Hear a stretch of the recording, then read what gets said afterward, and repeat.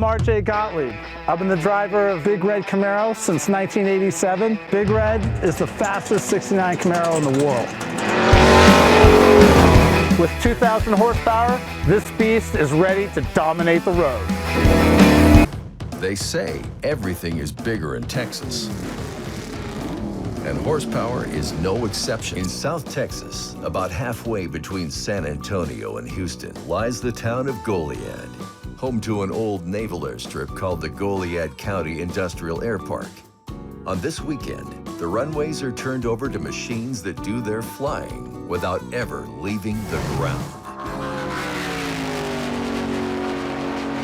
This is the Texas Mile, an unlimited attack on the measured mile that gathers participants from all over the United States and as far away as Canada, Europe, and Japan. Some of the fastest cars and motorcycles in the world compete for one single purpose: to register the highest top speed in the length of just 1 mile. So we're finally here, Texas 2011, the Texas Mile.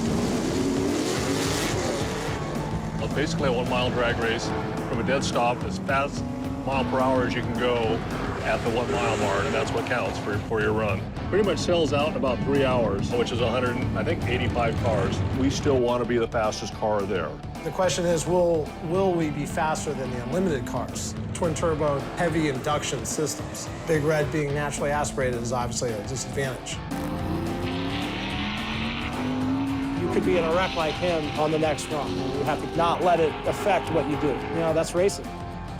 We've achieved a lot. It's respectable. For me and the team, 220, baby. Hey, you got trouble. Hey! Well, we're not sure what it is. That's the issue. Oh, well, that's racing. That's racing. I think we have a better than 50-50 chance of doing 220 today. Oh! 239! The event features cars of every make and model, entered by competitors ranging from shade tree mechanics to state-of-the-art tuning teams. When considering how fast we're going at Texas Mile, there's a couple of things to consider. One is that we're actually going to be running in the normally aspirated division, and I'm confident that we will win that division. The question is, will we be faster than the unlimited cars? Cars that have superchargers, cars that will be twin turbo, heavy induction systems, and Big Red being naturally aspirated is obviously a disadvantage. As the day warms up, or the humidity changes, air density changes. Even though we're not classed with the turbocharged or the supercharged cars, we still want to be the fastest car there. My goal is to keep it naturally aspirated, looking like a 69 Camaro, and competitive in those divisions. And I think we have a car and a combination that can do it. As the world of competitive motorsport evolves, so does Big Red.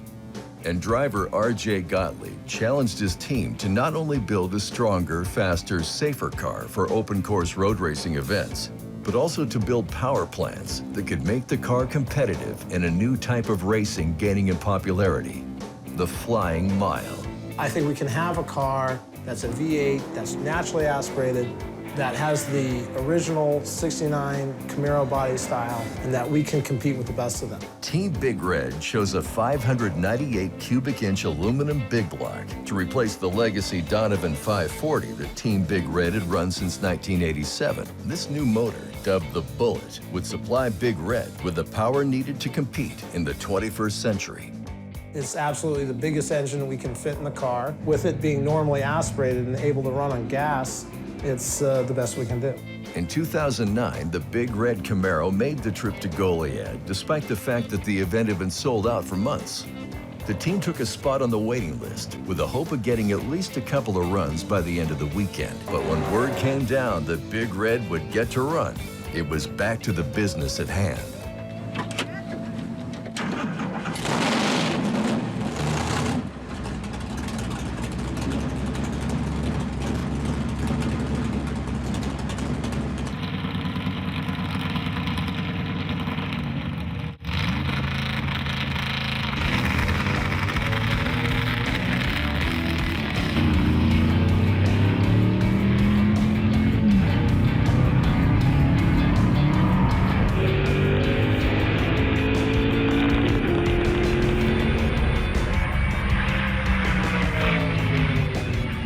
and with a limited number of runs, managed a first-time flying mile best of 204 miles per hour.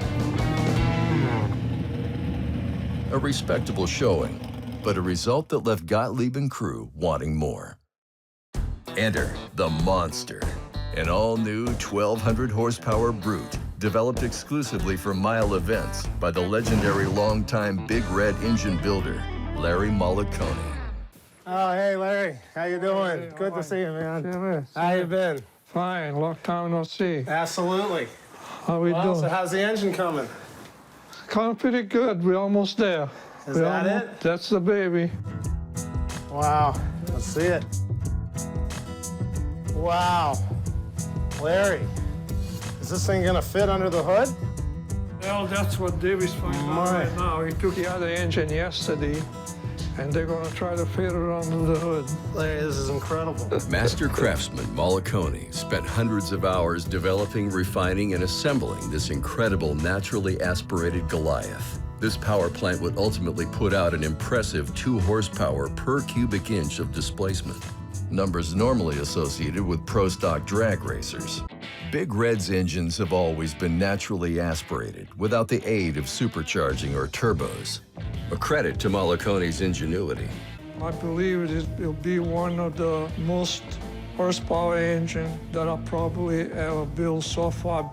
And this one would have to hold up under much more punishing conditions. These open road races, oftentimes the engine will be in 4th gear over 7,000 RPM for 10, 15 minutes at a time. And overall, these races will last about a half hour. So it's hard to find a guy that can build engines that will consistently last through that type of abuse. The Monster was an imposing, beautiful work of automotive art. But its sheer size presented a problem. An engine so large would require a modified hood, a necessity Gottlieb initially found unacceptably out of character for Big Red's stock profile. So I gave him some catalogs on scoops that different companies build out throughout the country. And he picked one that he thought would look good on one of the lower profile, the 2-inch cowl hood. Is that all you're going to give us? He goes, yeah. I said, that's, I think, the most that we can get away with without taking too much away from the car. Got it? Ooh.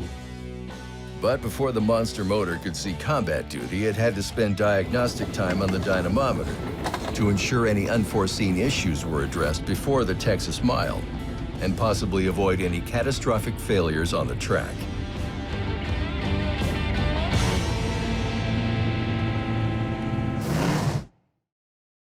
Want more adrenaline-fueled action? Then hit the like, follow, and subscribe button.